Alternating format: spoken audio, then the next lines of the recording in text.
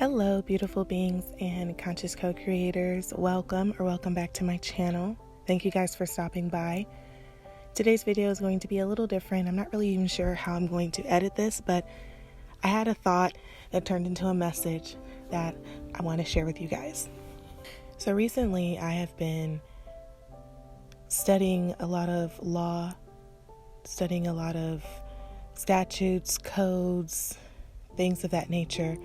It's just been a new hobby of mine. And one of the things that I came across was some of these statutes have verbiage in them that says, having good faith or operating in good faith. And how a lot of laws originally, when they were originally created, were created with this idea and concept that people would use them in good faith. And I wanted to talk about that because I feel like today's day and age, the idea of having good faith and applying that with different relationships, different endeavors, and using that along with integrity are things that we've kind of departed from, or we don't pay attention to, or they're not taught to us. And I wanted to kind of shine a light back onto having good faith, applying good faith and integrity.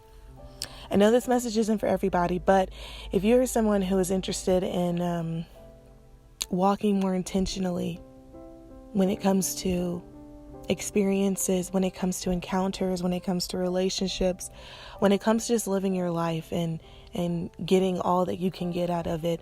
If you're interested in that at all, I think this is something that you can at least listen to for a second and ponder and, just sit with.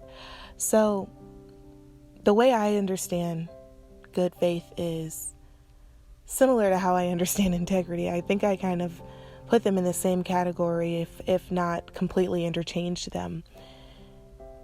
But to walk in good faith is for all parties involved in whatever situation, circumstance, encounter, whatever, for all parties to have this knowing that, everyone is coming here with a pure heart, with good intentions. No one's trying to do malicious acts. No one has ulterior motives. No one's out to get you in a way that's unscrupulous. There's nothing sketchy going on.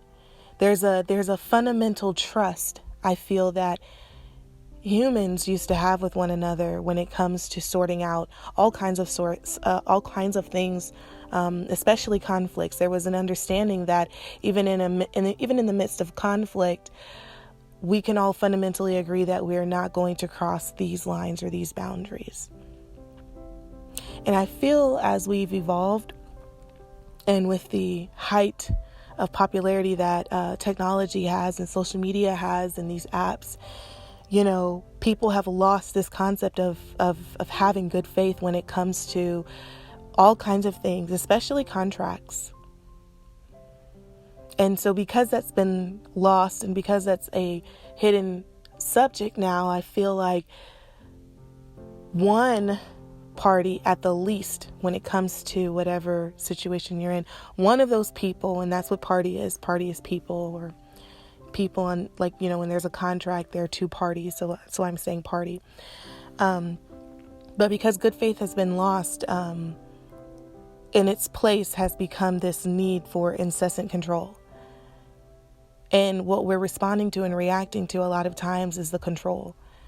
For example, we are angry and upset at these big giants, these social media companies that are censoring us.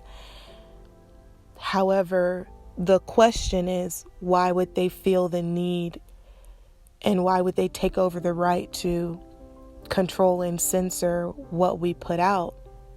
And I think it's because as a collective, as a general population and collective consciousness, as a collective conscious, we don't operate in good faith. We have too many people who operate in the state of confusion, who operate from a place of just wanting people to be angry wanting people to be sad, wanting people to feel bad. And these people have platforms.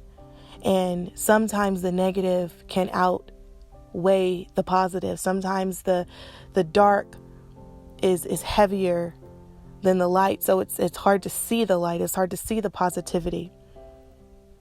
Why else do you think that celebrities respond to the negative criticism and the trolls? Why do you think they respond to those people way more than they do the compliments and the people that are actually, supporting them, their supporters? It's because the negativity, you see it differently. And my question is, where is the negativity coming from? Because again, there's a big difference between negative criticism that is really constructive criticism. May not be necessarily what you want to hear, but it's something that you need to know. And there's a big difference between that and someone that just wants you to feel bad. And I feel like, and when it comes to this internet, there are a lot of people, whether they are actual people, whether they are people that are creating bots or whatever. There are a lot of people who come on these platforms and their whole intent and purpose is to create pain. And as conscious creators, we have to overstand that. And we have to remind ourselves that even though there are other people who are choosing not to walk in good faith and not to walk in integrity, integrity is what happens and who you are when no one's looking. What do you do when no one's watching you and paying attention? We're in a place right now where I personally feel like integrity and the idea and concept of just walking in good faith has become lost to so many people, especially young people. And so we're looking for ways to control, ways to destroy, ways to create and cause pain and suffering.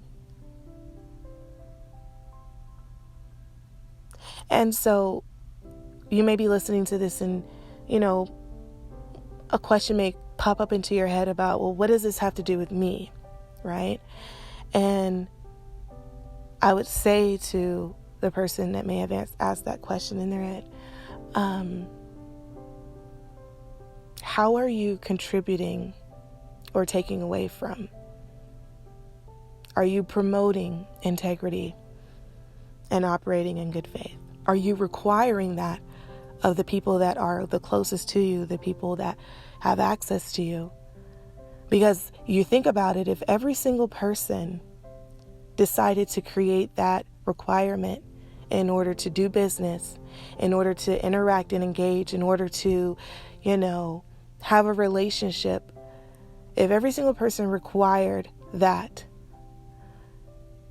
then the collective, the population as a whole, would do one of two things. They would either comply and assimilate, or that relationship would die off, and that person would probably be left by themselves. And most people don't really want to be by themselves. Most people don't want to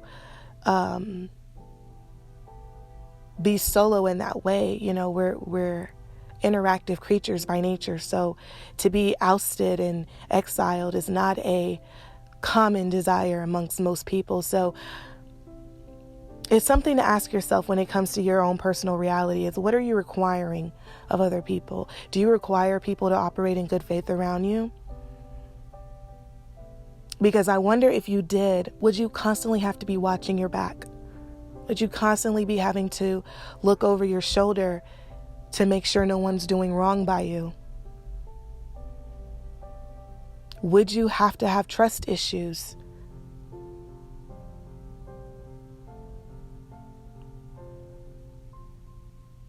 And then also, what does it say about you as the creator of your reality when you are not walking in good faith, when you are doing unscrupulous things? And I get it, a lot of us do this out of survival, but even entertaining the idea of what your life looks like when you're not having to struggle and fight. What does your life look like when you are living in abundance, when you are living in alignment with what your purpose is? That's where you should start manifesting. That place is where you start and work your way down. So I apologize if my thoughts were a little scrambled. This was an impromptu recording. I'm literally sitting in my closet. So I just got a message and I wanted to give it out to you guys. So thank you guys so much for watching, and I will see you in another video. Bye, guys.